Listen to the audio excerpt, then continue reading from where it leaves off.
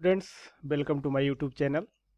आज हम लोग class 9th NCERT science chapter 11 कार्य तथा ऊर्जा वर्क एंड एनर्जी चैप्टर के पाठगत तथा अभ्यास के प्रश्नों को देखेंगे। तो पाठगत प्रश्नों को ज़्यादातर जो चैप्टर के टॉपिक हम लोग पढ़े हैं उस टॉपिक में ही जो है अधिकतर उस क्वेश्चंस को जो है कर लिए हैं। तो अभी हम लोग जो है पाठगत के बचे हुए क्वेश्चन और अभ्यास के प्रश्नों को जो है करेंगे। तो इसे आप लोग ध्यान से देखें। जैसे क्वेश्चन है 5 मीटर पर सेकेंड के वेग से गतिशील किसी m द्रव्यमान की वस्तु की गतिज ऊर्जा 25 जूल है। यदि इसके वेग को दुगुना कर दिया जाए तो उसकी गतिज ऊर्जा कितनी हो जाएगी। यदि इसके वेग को 3 गुना बढ़ा दिया जाए तो इसकी गतिज ऊर्जा कितनी हो जाएगी। तो आपको पता है कि जब वेग बढ़ाएंगे तो गतिज ऊर्जा बढ़ जाती है, लेकिन इसको मैथमेटिकली आप कैसे करेंगे। तो u का मान दिया गया 5 मीटर पर सेकेंड, गतिज ऊर्जा k बराबर 25 जूल। गतिज ऊर्जा के लिए सूत्र होता है k बराबर 1/2 mv² और जिसका मान है 25 जूल। अब इस क्वेश्चन में कहा गया कि वेग को दुगुना कर देने पर तो जो गतिज ऊर्जा का सूत्र है 1/2 mv², v की जगह पर 2 भी रखेंगे। तो जब v की जगह पर 2 भी रखेंगे तो 2v का स्क्वायर करेंगे तो 4v² आएगा, यानी ये 1/2 mv² इंटू 4 यानी 4 इंटू 25, क्योंकि 1/2 mv² का मान दिया गया है 25 जूल। तो 25 चौको 100 जूल। तो इस तरह से गतिज ऊर्जा का मान हो गया 4 गुना, यानी 4 गुना गतिज ऊर्जा बढ़ जाएगी। इसी प्रकार से वेग को 3 गुना कर दिया जाए तो गतिज ऊर्जा 1/2 m और v की जगह पर 3v का स्क्वायर, तो ये 9v² हो जाएगा। 9 को बाहर कर लेंगे 1/2 mv² और 1/2 mv² जो गतिज ऊर्जा है 25 जूल दिया गया था, तो 25 × 225 जूल, यानी इस केस में गतिज ऊर्जा 9 गुना बढ़ जाएगी। ये अभ्यास के प्रश्न है। निम्न सूचीबद्ध क्रियाकलापों को ध्यान से देखिए। अपनी कार्य शब्द की व्याख्या के आधार पर तर्क दीजिए कि इनमें कार्य हो रहा है अथवा नहीं। मतलब इसे देख करके आपको बताना है तर्क के साथ कि इसमें कार्य हो रहा है या कार्य नहीं हो रहा है। जैसे सुमा एक तालाब में तैर रही है, तो अब ये बताइए कि जब तालाब में वो तैर रही है तो कार्य कर रही है या नहीं। तो तालाब में वो तैर रही है, इसका मतलब है कि बल जो है पानी में वह पीछे की ओर लगा रही है और विस्थापन हो रहा है आगे की तरफ, यानी बल लगाने पर विस्थापन हो रहा है, यानी किया गया कार्य होगा। तो कार्य हो रहा है, क्यों? क्योंकि बल पीछे की ओर लग रहा है और विस्थापन आगे की ओर हो रहा है, अतः कार्य ऋणात्मक होगा। दूसरा, एक गधे ने अपनी पीठ पर बोझा उठा रखा है। अभी बताइए कार्य कर रहा है कि नहीं कर रहा है। बोझा उठा रखा है, तो इसका मतलब हुआ कि यहां पर विस्थापन शून्य है। जब विस्थापन शून्य है तो कार्य नहीं हो रहा है। एक पवन चक्की विंड मिल कुएं से पानी उठा रही है, कुएं से पानी उठा रही है, तो कार्य हो रहा है या नहीं। कार्य हो रहा है, क्योंकि बल लगाकर विस्थापन हो रहा है। एक हरे पौधे में प्रकाश संश्लेषण की प्रक्रिया हो रही है। अब यहां पर कार्य होगा कि नहीं होगा। तो इस स्थिति में क्या होगा, कार्य नहीं हो रहा है, क्योंकि न बल लग रहा है और न ही विस्थापन हो रहा है, इसलिए यहां पर कार्य नहीं हो रहा है। एक इंजन ट्रेन को खींच रहा है, तो इंजन ट्रेन को खींच रहा है, इसका मतलब बल लगा रहा है। बल लगा रहा है तो विस्थापन भी हो रहा है, तो कार्य हो रहा है, यानी बल लगाकर विस्थापन हो रहा है, अर्थात कार्य हो रहा है। अनाज के दाने सूर्य की धूप में सूख रहे हैं, सूर्य की धूप में सूख रहे हैं, तो यहां पर भी न कोई बल लगा है और न ही विस्थापन हो रहा है, इसका मतलब है कि कार्य नहीं हो रहा है। एक पाल नाव पवन ऊर्जा के कारण गतिशील है, गतिशील है, तो जब गतिशील है तो इसका मतलब बल लगाकर विस्थापन हो रहा है, तो इस स्थिति में कार्य हो रहा है। तो इस तरह से आप यहां पर इन क्वेश्चंस में ये देखें कि जब बल लगाया गया हो और विस्थापन हो रहा हो तो कार्य होगा, अदरवाइज कार्य नहीं होगा। एक पिंड धरती से किसी कोण पर फेंका जाता है। यह एक वक्र पथ पर चलता है और वापस धरती पर आ गिरता है। पिंड के पथ के प्रारंभिक तथा अंतिम बिंदु एक ही क्षैतिज रेखा पर स्थित है। पिंड पर गुरुत्व बल कितना कार्य किया गया, यानी गुरुत्व बल द्वारा कितना कार्य किया गया। तो देखिए इसमें जो है यह एक्स और वाई अक्ष के बीच एक तल दिखाया गया है, जिसमें किसी स्टोन को या पत्थर को यहां से फेंका जाता है। तो थीटा कोण पर ये फेंका गया, यहां से फेंका गया तो ये इस तरह से यहां पर आकर के गिरा, यानी यह प्रारंभिक बिंदु हो गया जहां से फेंका गया, और यह अंतिम बिंदु हो गया जहां पर फेंका गया, यानी जहां पर यह धरती पर पहुंचा।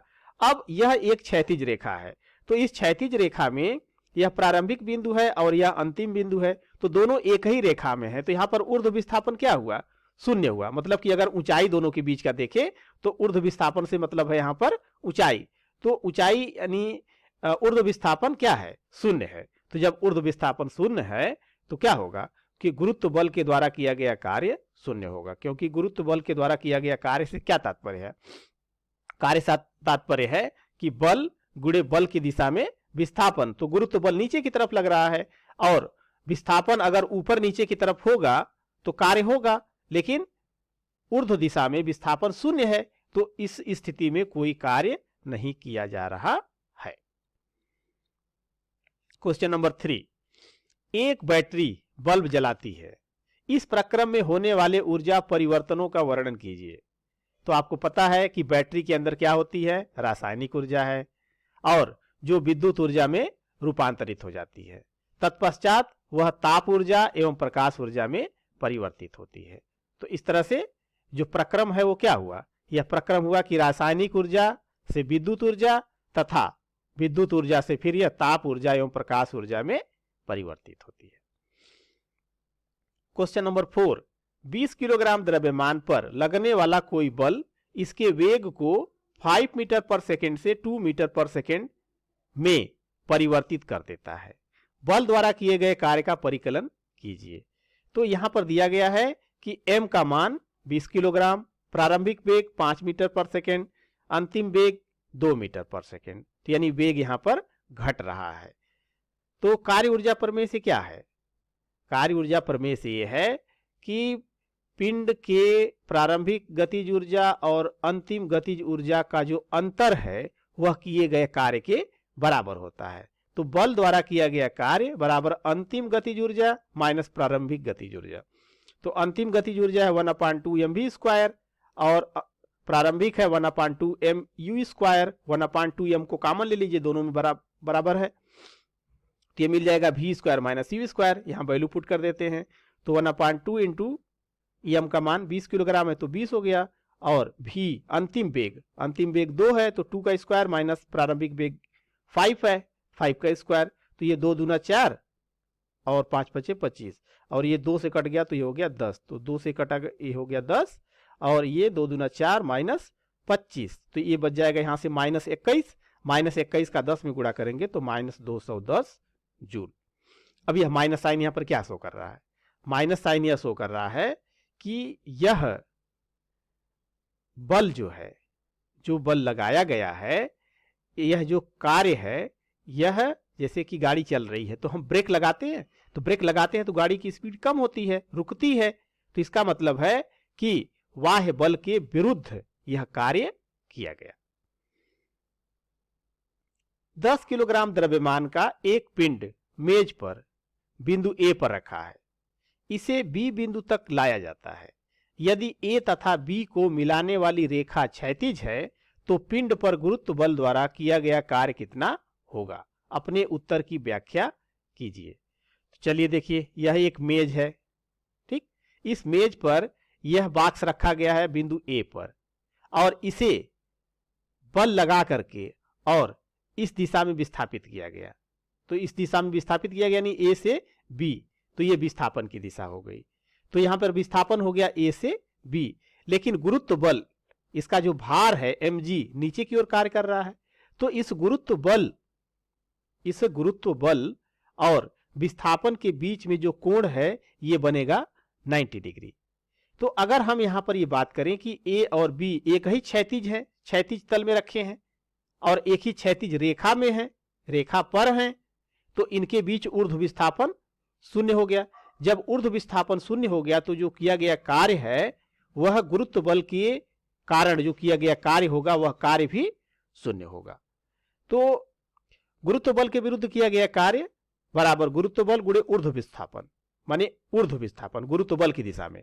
तो ऊर्ध्व विस्थापन शून्य है, जब ऊर्ध्व विस्थापन शून्य है तो 10 इंटू 9.8 यानी ये जी का मान और गुणे ऊर्ध्व विस्थापन शून्य, तो ये वैल्यू टोटल हो गई शून्य।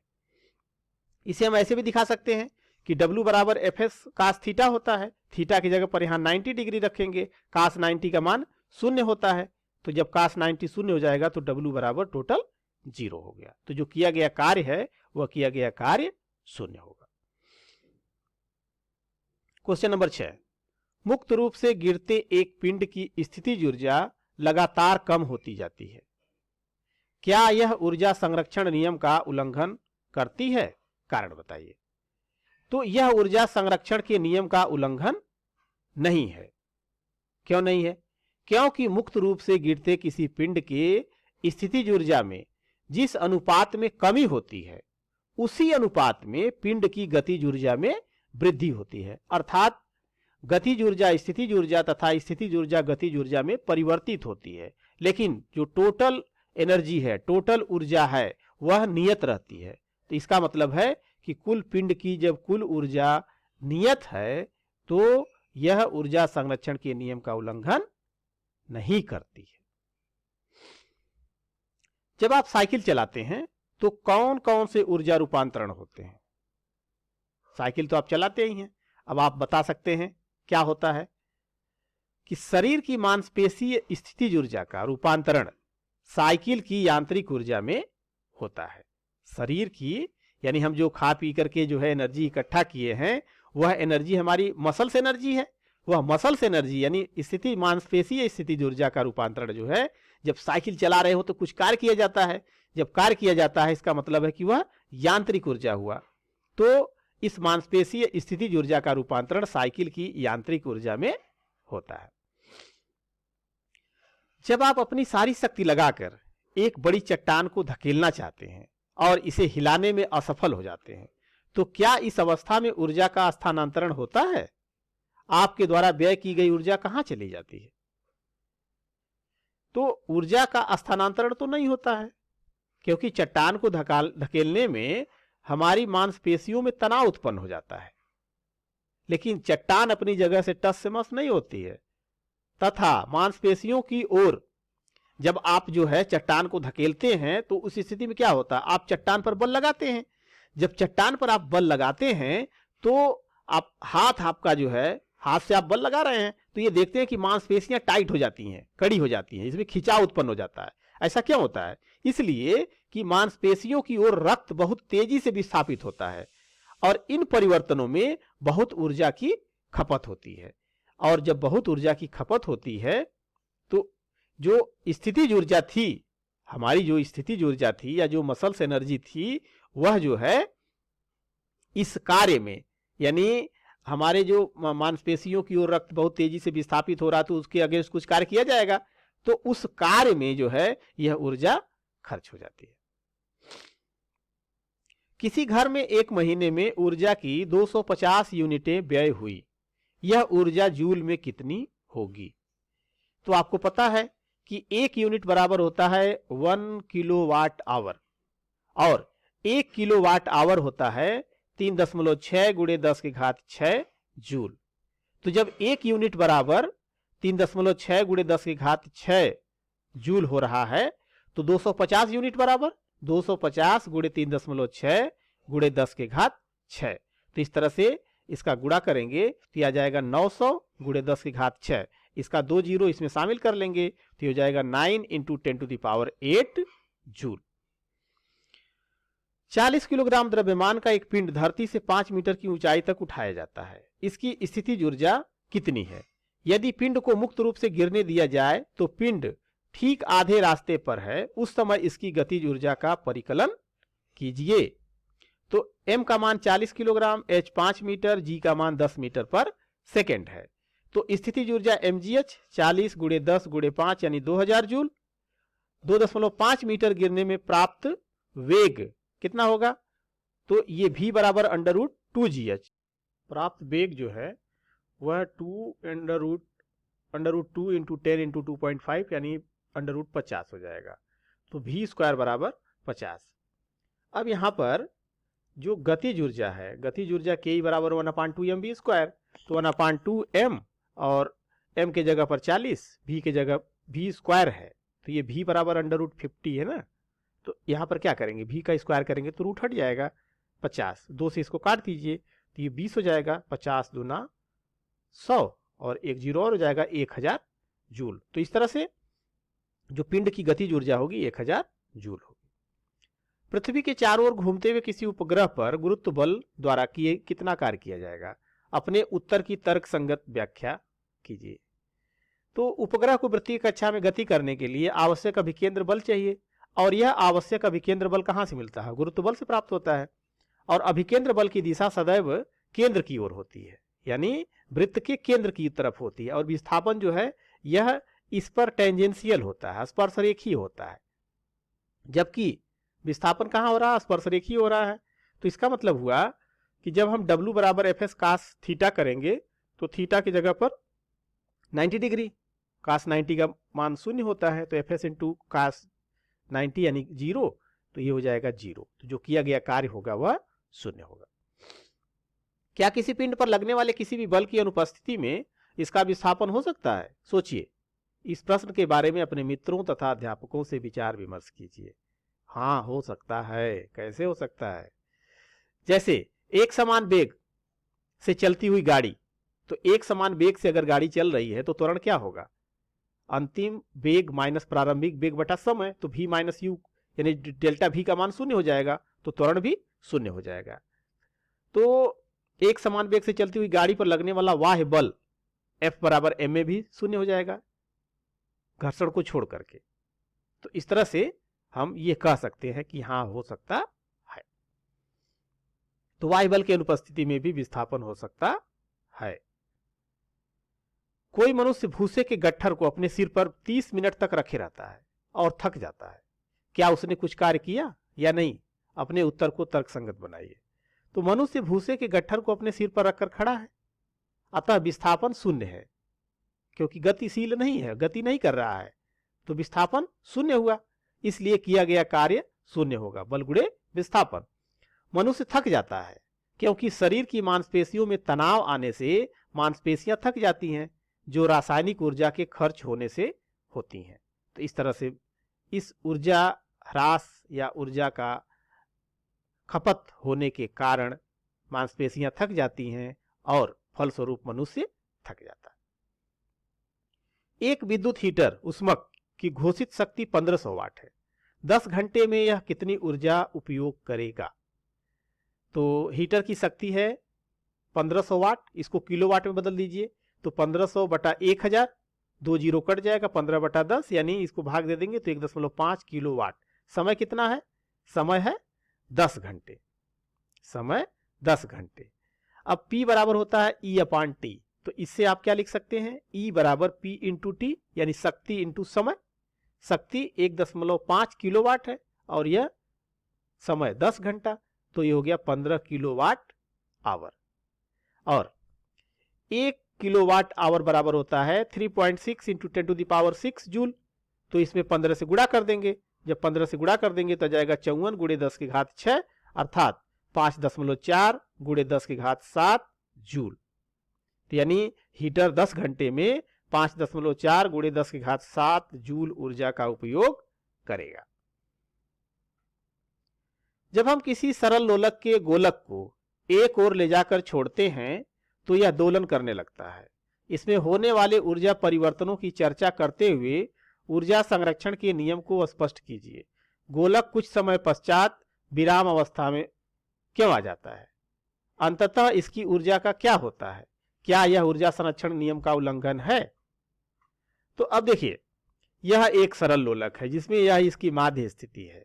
अब इसे कुछ बल लगा करके और खींच करके यहां पर ला दिया गया, और फिर जब इसे छोड़ देते हैं तो यह अपनी माध्य स्थिति से होता हुआ ये इस तरह से इस पर ये गति करने लगता है। तो जब ये गति करने लगता है तो माध्य स्थिति में क्या है? इसकी स्थितिज ऊर्जा न्यूनतम होती है और गतिज ऊर्जा अधिकतम। क्योंकि जब यहां से छोड़ते हैं तो क्या होता है, जब यहां से आपने छोड़ा तो यह यहां पर जब पहुंचता तो इसका वेग अधिकतम होता है, और फिर जैसे जैसे यह ऊपर की तरफ जाता है वैसे वैसे इसका वेग घट करके यहाँ शून्य हो जाता है और फिर वापस लौटने लगता है। तो यहां पर जो गतिज ऊर्जा है वह अधिकतम होगी। यहां पर क्या होगा, स्थितिज ऊर्जा अधिकतम होगी और गतिज ऊर्जा न्यूनतम होगी। वही स्थिति यहां पर भी होगी कि स्थितिज ऊर्जा अधिकतम होगी और गतिज ऊर्जा न्यूनतम होगी। अब देखिए, तो इस तरह से आपने क्या लिखा कि जब हम किसी सरल लोलक के गोलक को एक ओर ले जाते हैं तो गतिज ऊर्जा स्थितिज ऊर्जा में संचित हो जाती है। इसको खींच करके हम जब ले गए तो गति हुआ, यह गति के दौरान स्थितिज ऊर्जा में परिवर्तित हो गया क्योंकि ऊंचाई बढ़ी। जब हम छोड़ते हैं तो यही स्थितिज ऊर्जा गतिज ऊर्जा में परिवर्तित होती है और माध्य स्थिति में गतिज ऊर्जा अधिकतम होती है और स्थितिज ऊर्जा न्यूनतम होती है। और जैसे ही माध्य स्थिति से आगे बढ़ता है पुनः गतिज ऊर्जा स्थितिज ऊर्जा में परिवर्तित होने लगती है और अधिकतम होने के पश्चात वह फिर जो है वहां से लौटने लगता है। अर्थात इसी तरह से गतिज ऊर्जा स्थितिज ऊर्जा में और स्थितिज ऊर्जा गतिज ऊर्जा में परिवर्तित होती रहती है। अतः इसमें ऊर्जा संरक्षण के नियम की पुष्टि होती है, क्योंकि गतिज ऊर्जा अगर घटती है तो स्थितिज ऊर्जा उसी अनुपात में बढ़ जाती है, या स्थितिज ऊर्जा अगर घटती है तो गतिज ऊर्जा उसी अनुपात में बढ़ जाती है।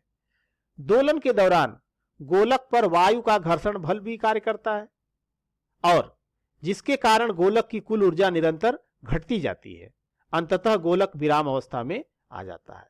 तो यह ऊर्जा उष्मीय ऊर्जा के रूप में वातावरण में चली जाती है, अतः कुल ऊर्जा सदैव संरक्षित रहती है। तो इस स्थिति में भी ऊर्जा संरक्षण का उल्लंघन नहीं होता है। एम द्रव्यमान का एक पिंड एक नियत वेग v से गतिशील है। पिंड पर कितना कार्य करना चाहिए कि यह विराम अवस्था में आ जाए। तो गतिशील पिंड की गतिज ऊर्जा क्या है, 1/2 mv² है। पिंड की अंतिम गतिज ऊर्जा जब यह रुक जाएगा यानी विराम अवस्था में आ जाएगा तो u का मान 0 हो जाएगा, तो 1/2 mv², तो v² यहां पर शून्य हो गया तो ये 0 आ गया। अब किया गया कार्य होता है अंतिम गतिज ऊर्जा और प्रारंभिक गतिज ऊर्जा का अंतर। तो अंतिम गतिज ऊर्जा है 0, प्रारंभिक गतिज ऊर्जा है 1/2 mv², तो इस तरह से हो गया -1/2 mv²। तो पिंड को विरामावस्था में लाने के लिए किया गया कार्य होगा 1/2 mv²। 1500 किलोग्राम द्रव्यमान की कार को जो 60 किलोमीटर प्रति घंटा के वेग से चल रही है, रोकने के लिए किए गए कार्य का परिकलन कीजिए। कार का द्रव्यमान 1500 किलोग्राम, कार का वेग 60 किलोमीटर प्रति घंटा, तो इसको बदल देंगे मीटर पर सेकेंड में। तो 60 गुणे 1000 बटा 60 गुणे 60 यानी 60 मिनट और गुणे 60 सेकेंड। अब यह 60 से 60 कट जाएगा, एक जीरो यहां से कट जाएगा, 2 तिहाई 6 और 2 ऊपर 50, तो 50 बटा 3 मीटर पर सेकेंड। कार को रोकने के लिए किया गया कार्य, तो W बराबर 1/2 mv², तो 1/2 m की जगह 1500 और v² यानी 50 बटा 3 का स्क्वायर। अब 2 से 1500 को काट देंगे तो ये 7 तो 50 हो जाएगा और ये हो गया ऊपर 5 × 25, 2 5 0 0 बटा नीचे 3 गुणे 3। अब इस 3 से इसको काटेंगे तो आ जाएगा 250। अब 250 गुणे 2500 बटा 3, ये हो गया 6 25 0 0 0 बटा 3, भाग दे देंगे तो ये 2083333.3 इसके बराबर आ जाएगा। अर्थात कार को रोकने के लिए जो किया गया कार्य है यह कितना हो जाएगा, 2,08,333.3 जूल। अब देखिए यहां पर इस प्रश्न में 50 बटा 3 मीटर पर सेकेंड रखा गया है। अब इसको जैसे भाग देंगे तो यह 16.66 मीटर पर सेकेंड आएगा। तो 16.67 लिख सकते हैं, 16.7 लिख सकते हैं। तो अगर 16.7 रखते हैं या 16.67 रखते हैं तो यह अंतर, थोड़ा सा अंतर यहां पर आएगा, यह 3 का 4 हो सकता है, तो यह थोड़ा सा अंतर यहां पर आएगा, यह एग्जैक्ट वैल्यू है। निम्न में से प्रत्येक स्थिति में m द्रव्यमान के एक पिंड पर एक बल F लग रहा है। विस्थापन की दिशा पश्चिम से पूर्व की ओर है जो एक लंबे तीर से प्रदर्शित की गई है। चित्रों को ध्यानपूर्वक देखिए और बताइए कि किया गया कार्य ऋणात्मक, धनात्मक या शून्य है। ये देखिए, तो पहली स्थिति में क्या है, बल और विस्थापन के बीच कोण जो है 90 अंश का बन रहा है, यानी ये दोनों एक दूसरे के लंबवत हैं। तो W बराबर एफ एस कास 90 जीरो जीरो होता है, यानी ये जीरो हो गया, तो किया गया कार्य शून्य होगा। दूसरी स्थिति, बल और विस्थापन दोनों समान दिशा में है, तो थीटा का मान शून्य होगा, तो W बराबर एफ एस कास जीरो का मान 1 होता है, तो एफ एस यानी किया गया कार्य धनात्मक होगा। तीसरी स्थिति में बल और विस्थापन के बीच कोण जो है 180 डिग्री है, बल इधर लग रहा है और विस्थापन इधर हो रहा है, तो इस स्थिति में जो किया गया कार्य है एफ एस कास 180 का मान -1 होता है, तो माइनस एफ एस यानी किया गया कार्य ऋणात्मक होगा। क्वेश्चन नंबर 19, सोनी कहती है कि किसी वस्तु पर त्वरण शून्य हो सकता है, चाहे उस पर बल कार्य कर रहे हो, क्या आप उससे सहमत हैं? बताइए क्यों। हाँ, सोनी की बातों से सहमत है। क्यों? क्योंकि एक समान वेग से गतिमान वस्तु का त्वरण शून्य होगा, और इसी प्रकार जब किसी वस्तु पर कई बल एक साथ कार्यरत हो तो उनका परिणामी बल शून्य हो, तभी त्वरण शून्य होगा। तो इस स्थिति में सोनी की कही गई बातें सत्य है। 4 युक्तियां जिनमें प्रत्येक की शक्ति 500 वाट है, 10 घंटे तक उपयोग में ली जाती हैं, इनके द्वारा व्यय की गई ऊर्जा किलोवाट आवर में परिकलित कीजिए। तो एक युक्ति की शक्ति माने एक ऑपरेटस की शक्ति जो है, जो अप्लायंस है, इसका है 500 वाट, तो 4 युक्तियां होगी तो पावर कितना हो गया, 4 गुणे 500 2000 वाट। इसको किलोवाट में बदल दीजिए तो 2000 में यानी 1000 से भाग दे देंगे तो यह आ जाएगा 2 किलो वाट। चारों युक्तियों द्वारा व्यय ऊर्जा, तो व्यय ऊर्जा कितनी हो गई, शक्ति गुणे समय, क्योंकि P बराबर E/T होता है, तो E बराबर P इंटू टी, शक्ति गुणे समय। शक्ति कितनी है 2 किलोवाट और समय कितना है 10 घंटा, तो ये हो गया 2 गुणे 10 यानी 20 किलोवाट घंटा। और इस 20 किलोवाट घंटा को आप किलोवाट घंटा को क्या कहते हैं, एक यूनिट भी कहते हैं, तो इस तरह से यह 20 यूनिट के बराबर होगा। अब इसे अगर आप ऊर्जा में बदलना चाहते हैं, माने जूल में, तो एक यूनिट बराबर होता है 3.6 गुणे 10 की घात 6 जूल, तो 20 से उसमें गुणा कर देंगे तो ये आपको मिल जाएगा जूल में।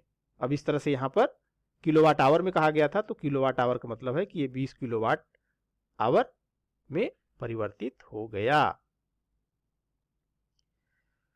मुक्त रूप से गिरता एक पिंड अंततः धरती तक पहुंचने पर रुक जाता है, इसकी गतिज ऊर्जा का क्या होता है?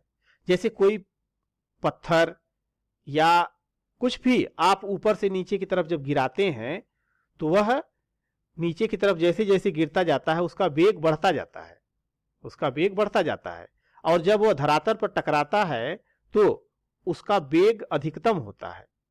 तो अधिकतम होता है तो इसका मतलब है कि उसके अंदर गतिज ऊर्जा हुई, क्योंकि जब ऊंचाई से फेंकेंगे तो ऊंचाई पर स्थितिज ऊर्जा थी, वह स्थितिज ऊर्जा धीरे धीरे गतिज ऊर्जा में परिवर्तित होती जाती है, और जब धरातल पर टकराता है तो पूरी की पूरी स्थितिज ऊर्जा गतिज ऊर्जा में बदल जाती है।